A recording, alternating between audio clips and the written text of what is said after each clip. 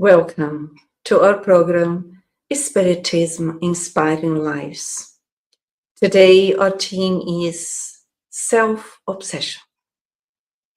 We may start by asking ourselves, do I know what it means, self-obsession? Do I know that perhaps I could or not be in a process of self-obsession? From which perspective would I be addressing these questions? Here, we look within the perspective of immortal beings. We are all beings in evolution, spirits. Therefore, we learn in the book from Allan Kardec that man is not rarely the self-obsessed. What does he mean by that? That not rarely, or quite often, we are the authors of our own obsessive process, mentally and emotionally. And through the great journey of evolution, we are invited for us to learn, to get to know who we are, and also to get to know these aspects that perhaps we still bring within us in order to heal them. It's never to blame us, it's never to condemn us. It is to get to know and to transcend ourselves, because otherwise we are, let's say, guided by the automatic pilot of the patterns that come from our unconscious memories. As we learn in the book Obsessão e Desobsessão by Zwirtes Caldas Schubert, I quote, thoughts and negative emotion states create morbid states, create morbid zones in our mental state, allowing the contamination of other people's toxic thoughts, because if it is of inferior content, to act on us as it were a mental infection, resulting in the obsessive process. The first point that we would like to address here is negative thoughts and emotions.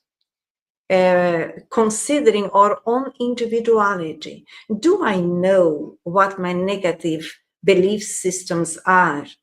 Do I know what my negative ideas of pessimism are? Do I know, can I distinguish my negative emotions? Because they form a morbid state in my mind. So the first thing, becoming aware of my own limitations. Why? For what purpose? For me then to re-educate myself so that I can disobsess myself, meaning that I can promote my mental and emotional health, let's say. Secondary, if I don't care about this first step, which is self-awareness and becoming aware of my own inner world, because we are all thinking and feeling beings, and in that way we are communicating with others in the universe. Incarnates, those who are around us in the physical body, or those who are without the physical body, the spirits, who also communicate with us through their thoughts and feelings. So it's very important to become aware. And if there is any negativity in our mental and emotional state, let's put the effort into to override our memories from previous existences, from previous experiences, because we all have the free will that we always can re-edit our values or thoughts, so that we become less, let's say, influenced by our own unconscious systems, and also as a consequence less influenced by external minds, because we are social beings, so we cannot run away from that reality, but we can develop our mental and emotional spiritual autonomy, that we in that way are becoming more independent from our own limitations, and naturally we create the psychic boundary that we feel more protected. That does not mean indifferent in relation to others, but caring in protecting our own individuality.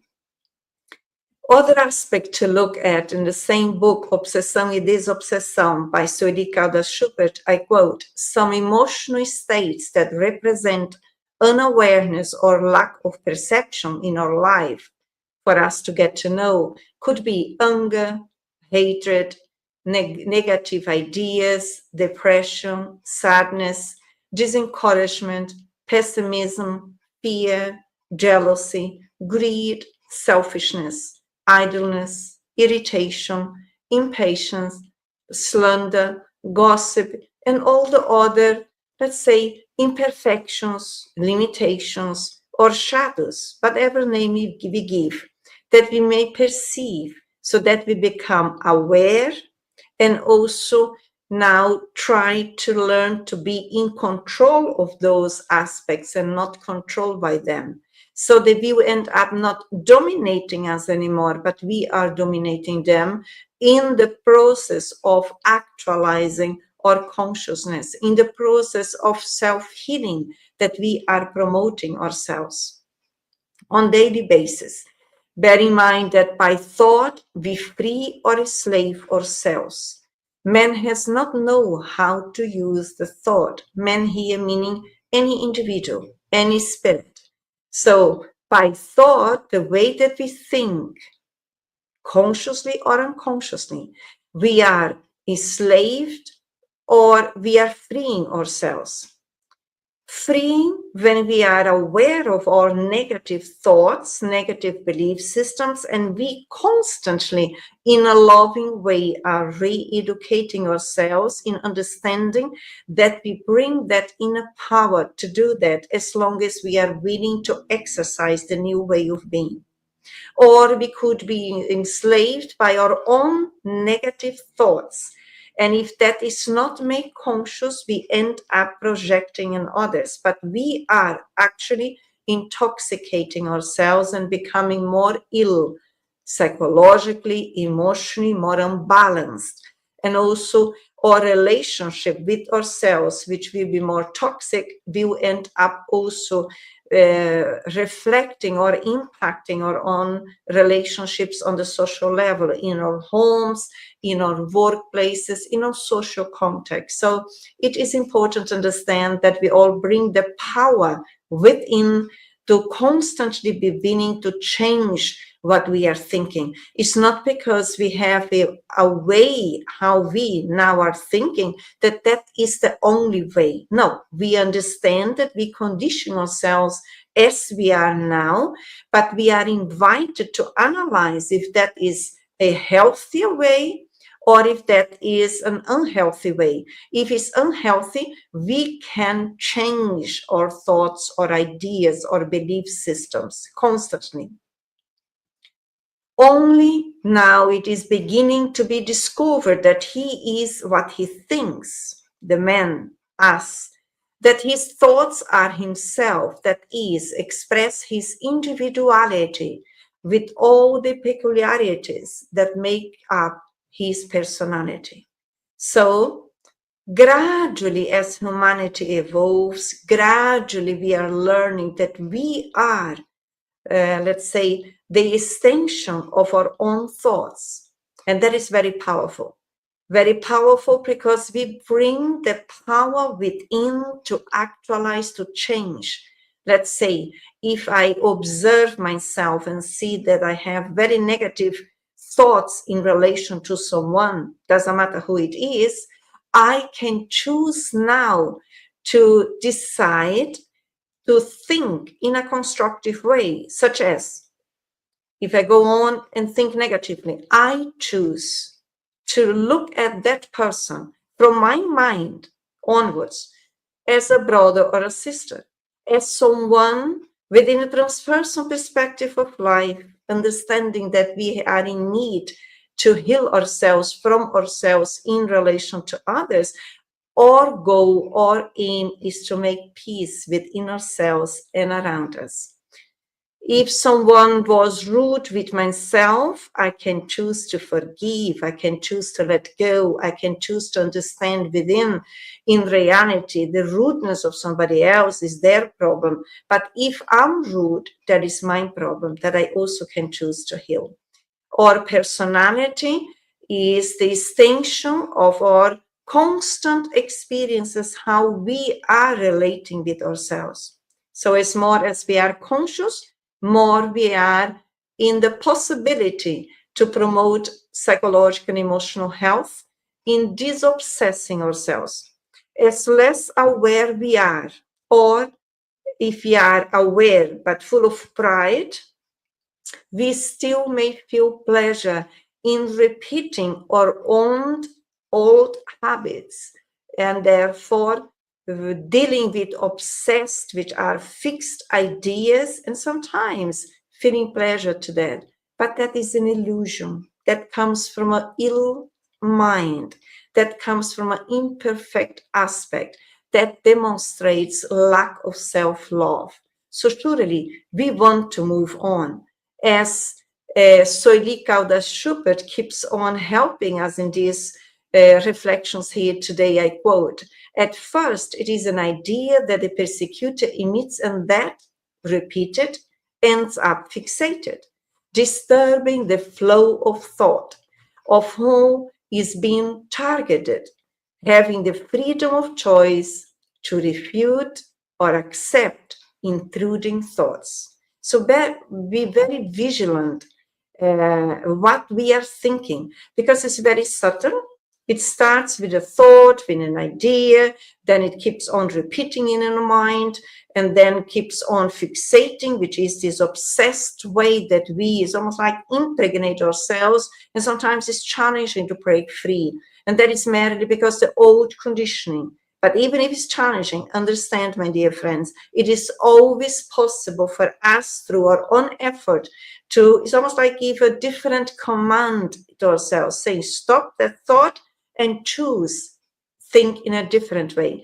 Because we have the freedom that we can reject or accept any idea that may come from our unconscious mind, or that could also come from external minds.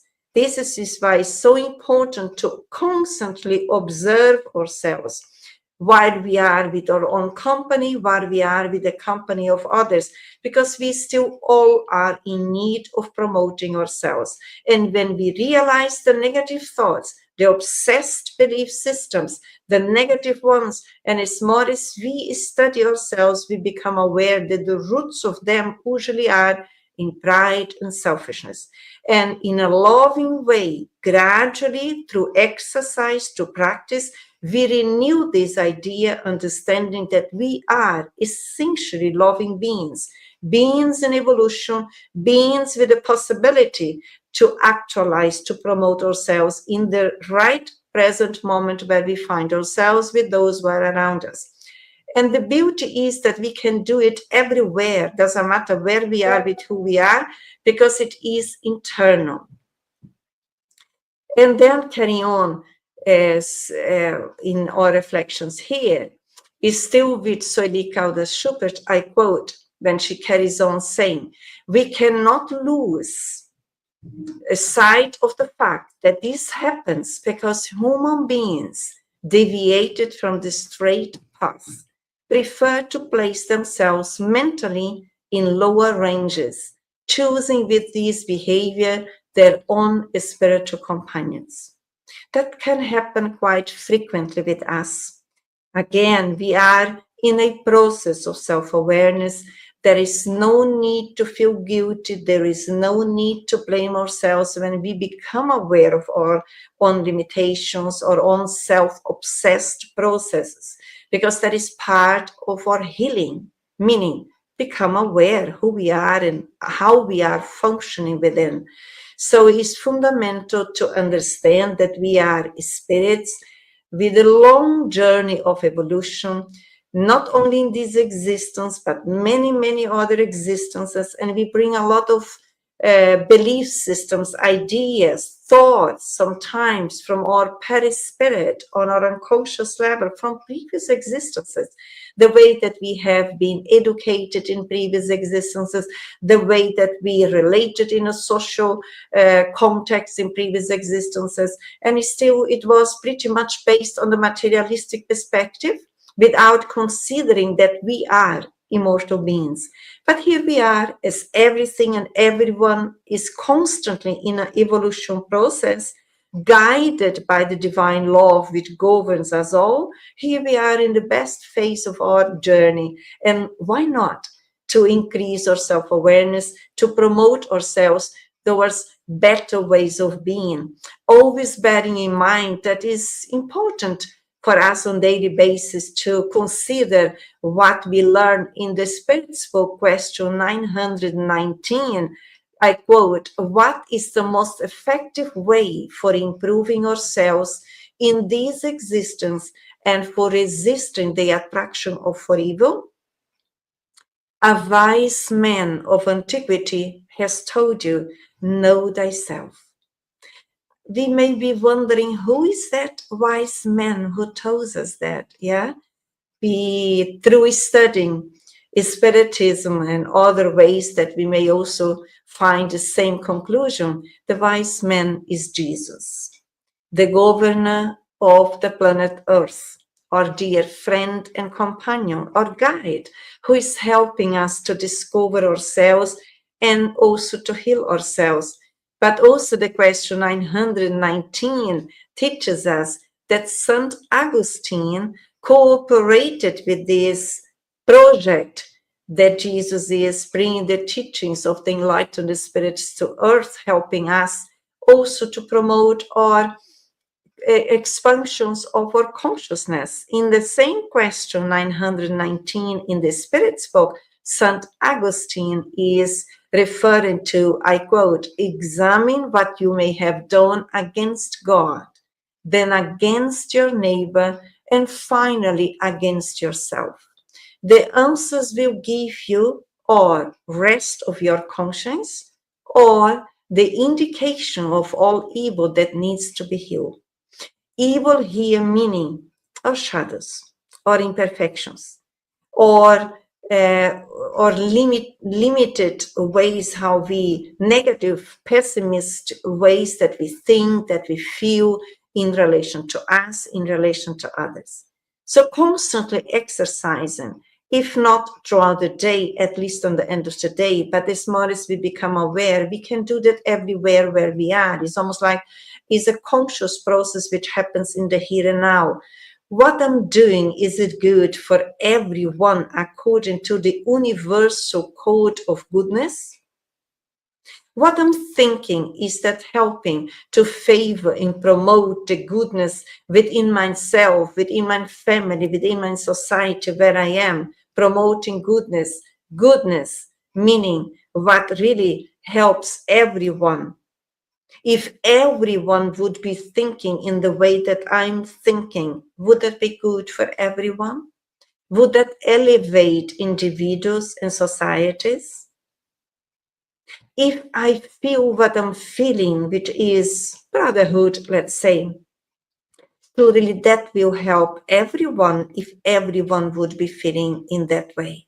So if I'm not there yet, let's exercise the good and higher values of our spiritual potentials, like forgiveness, like tolerance, fraternity, solidarity, because those exercises are promoting the process of disobsessing ourselves, of getting out of the fixed ideas in a negative way.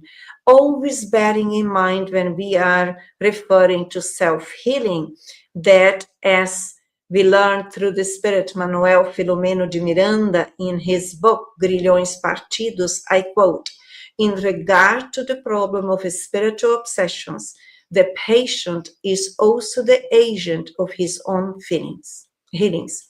That can be on the personal spiritual obsession. Self-obsession is a spiritual process, because we are spirits and not the body. We choose to express ourselves through the body. Or if we are under a spiritual obsessing process, but that only happens through our own internal lack of awareness, through our internal lack of tolerance, through our internal heart that we find it difficult to forgive, to forget, to be flexible. Because as more as we train ourselves, towards tolerance, forgiveness, goodwill towards everyone, silence sometimes, which is important that we sustain our internal harmony. So as more as we practice that, bear in mind, my friends, we are processing our own healing on daily basis where we find ourselves. I hope that these reflections, brief reflections, can bring some insight in our awareness process, in our own inner perception, in potentializing our free will, so that bear in mind that we have choices. We always can interact in a constructive, positive way. Positive here is not what is good only to me in an infantile, self-centered way, but what is good that promotes individuals from different ages and different levels of societies, that we are more embracing the universal values that really we bring within, but they have been, let's say, little exercised. And when we choose to do that, we will realize through increasing our awareness that we have constant possibilities to do that, because there is a wisdom in the universe which insists to promote ourselves, and therefore the challenging experiences are the external instruments for us to renew and review on internal processes on daily basis. In that way, promoting self-love, promoting inner peace, promoting inner harmony, and also extending that around those where we live, either in our families, in our homes, in our workplaces, or in communities where we find ourselves placed. And in that way, we are coming to the end today. I wish you much peace, and also, let's say, an invitation for us to consider, to look within and find out the great potentials that we have in order to renew and improve ourselves constantly. Much peace to all, and I hope to see you soon.